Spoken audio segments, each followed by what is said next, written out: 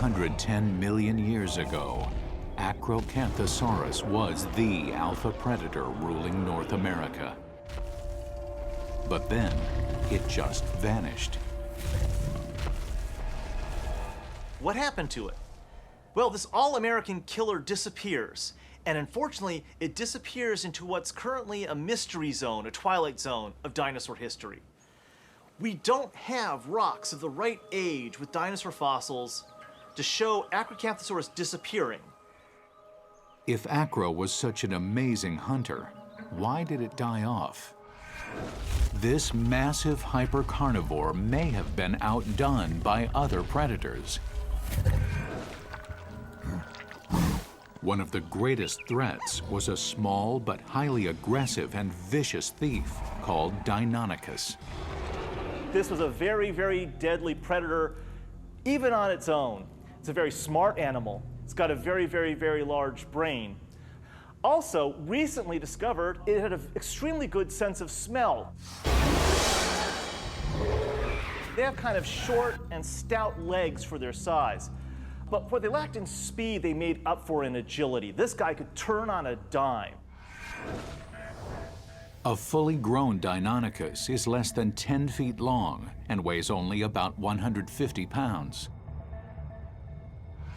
But its size is deceiving because Deinonychus is a walking blitzkrieg.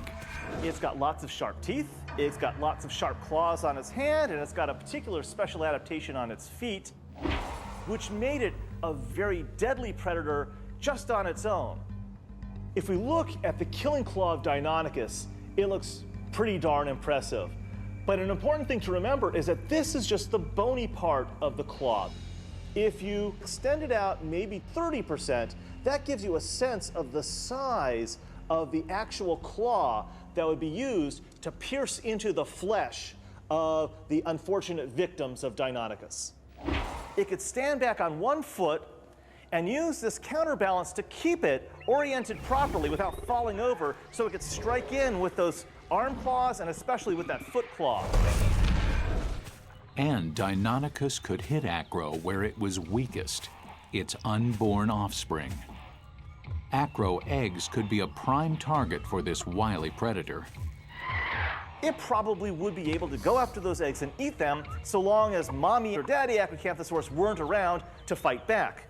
So a Acrocanthosaurus may have had to face Deinonychus even before it was born. Yet if the young Acro survived, Deinonychus still would pose a threat. By the age of 5, Acrocanthosaurus is already nearly as large as a hippo. But this brash young hunter isn't big enough yet to scare away all rivals. And Deinonychus does not act alone. It is a pack hunter. A juvenile Acro would be at a serious disadvantage when faced with a team of highly mobile, acrobatic assassins. Deinonychus was actually a powerful jumper so that it could leap onto the sides of prey items and grab on with these sharp arm claws to hold on. The jaws would be very useful for biting and slicing. One-on-one, Deinonychus was no match for Acro, but a Deinonychus gang could easily drive a juvenile Acro away from its kill and steal its food.